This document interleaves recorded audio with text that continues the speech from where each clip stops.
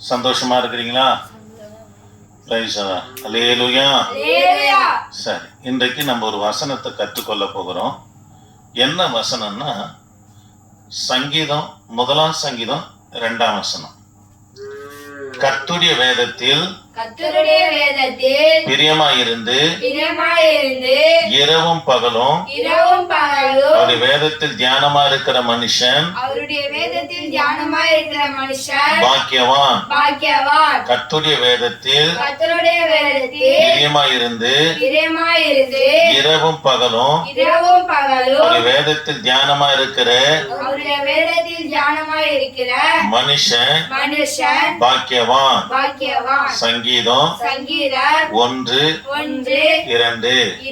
சரி, இரவும் பகலும் இது என்னன்னு பார்ப்பதற்கு முன்பதாக உங்களுக்கு ஒரு கதை சொல்றேன்.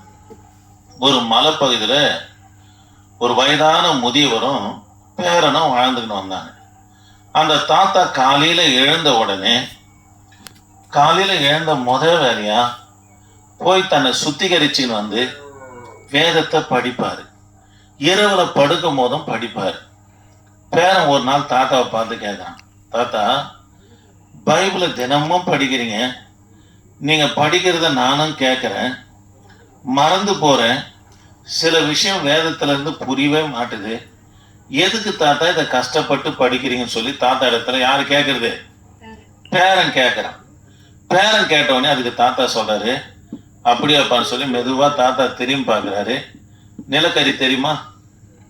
நிலக்கரி தெரியுமா தெரியாதா? தெரியும் இல்லையா? நிலக்கரி எப்படி இருக்கும்? கருப்பா இருக்கும். அதை கையில தொட்டா கூட கருப்பாயிடும். அது அந்த நிலக்கரி வார கூட பெரம்பு கூட அந்த பக்கத்துல இருந்தது.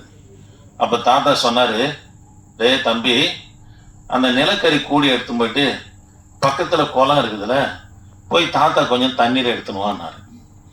இவன் ஓடி போயிட்டு தண்ணீர் எடுத்துன்னு வரதுக்குள்ளே என்ன ஆயிடுச்சுன்னா தண்ணி தீர்ந்து போச்சு. தண்ணி பெரம்பு கோட்டில் தண்ணி நிக்காது, கொட்டி போச்சு. தாத்தா கிட்ட வந்து சொன்னான், தாத்தா கஷ்டப்பட்டு அங்கிருந்து தண்ணி எடுத்துன்னு வந்தேன், வர்றதுக்குள்ள தண்ணி என்ன பண்ணிச்சு, கொட்டிச்சு, தீர்ந்து போச்சு அப்படின்னோடனே, சரிப்பா தாத்தா சிச்சின்னு சொல்ல 2வது முறை போ. 2வது முறையும் ஓடிறான், தண்ணி தீர்ந்து போகுது, கொட்டி போகுது. 3வது முறை தாத்தா சொன்னாரு, எப்பா நீ இந்த முறை வேகமா ஓடியா, தண்ணி இருக்கும், நான் எடுத்துக்கிறேன் அப்படின்னு. இந்த பேர புள்ளியும் ஓடுது, வேகமா ஓடி போய் குளத்துல இருந்து தண்ணி எத்தினதுக்குள்ள திரும்ப அதே போல தண்ணி தீர்ந்து போச்சு. தீர்ந்து போனோடனே அவன் இப்போ தாத்தா கிட்ட சொன்னான், தாத்தா என்னதான் வேகமா கொண்டு வந்தாலும் கூட தண்ணி என்ன பண்ணுது, தீர்ந்து போச்சே, நான் என்ன செய்யுது அப்படின்னு சொன்னோன்னே, இப்ப கூடிய பாருப்பாண்டார். கூடிய பார்த்தா எப்படி இருக்குன்னா சுத்தமா இருக்குது, கருப்பு நிறம் போயிடுச்சு, அழுக்கு போயிடுச்சு, புது கூட போல இருக்குது. அப்ப தாத்தா சொன்னாரு, எப்பா வேதம் உனக்கு புரியுதோ இல்லையோ, அநேக காரியங்கள் உனக்கு மனதை விட்டு கூட மறைஞ்சிடலாம், ஆனா இதை இரவும் பகலும் படிப்பேன்னா எப்படி இந்த கூட சுத்தமாச்சோ அது போல கர்த்தர் உன்னை சுத்தமாக்கிடுவார். இருதயத்துல இருக்கிற பாவம், சிந்தையில இருக்கிற பாவம், இதெல்லாம் நம்மளை சுத்தப்படுத்துறதுக்கு ஒண்ணுதான் எதுன்னா வேதம் மட்டும்தான். அதனால நீ இரவும் பகலனா பண்ணும் வேதத்தை படிப்பியானா உன்னை சுத்தமாக்கிடும். நீ கர்த்தருடைய வேதத்துல பிரியமா இருக்கிறதுனால நீ யாருன்னா பாக்கியவான் என்று சொன்னார். அதனால நம்ம என்ன பண்ணோம், காலையிலையும் மாலையிலையும் வேதத்தை படிக்கணும். அவர் டீச்சர்ஸ் தினகரங்கிறார்ல, செத்துட்டாரு அங்கிள், அவர் செத்துட்டாரு. அவரு எப்போதும் ஸ்கூல் பேக்ல ஒரு சின்ன பைபிளை வச்சுன்னு இருப்பார். 10th எக்ஸாம் எழுதும் போது கூட, அப்போ வந்து 10thலாம் கிடையாது, +1 தான் SLC. பாருங்க, +1 SLC எழுதும் போது கூட அந்த இந்த ஹாலில் போயிட்டு, எக்ஸாம் ஹாலில் போயிட்டு வேதத்தை எடுத்து ஒரு அதிகாரம் வாசித்துட்டு தான் அவர் எக்ஸாமே எழுதினாரு. கர்த்தர் அவரை உலகத்துக்கு தெரிகிற மாதிரி பெரிய ஊழியக்காரங்க ஆண்டவர் உயர்த்தி வைத்தார். அதனால ஆண்டோடைய பிள்ளைங்க இரவும் பகலும் எதை படிக்கணும், வேதத்தை படிக்கணும். சரி, இரவு பகல் என்று சொல்லப்படுது அப்படின்னா என்னன்னா, பாக்குறீங்களா எல்லாரும் பாருங்க. பாருங்க, காலை 6 மணிலேருந்து, காலைன்றதுக்கு ஏஎம்மா, காலை 6 மணிலேருந்து மாலை 6 மணி வரைக்கும் இது பிஎம்மா, ஆ?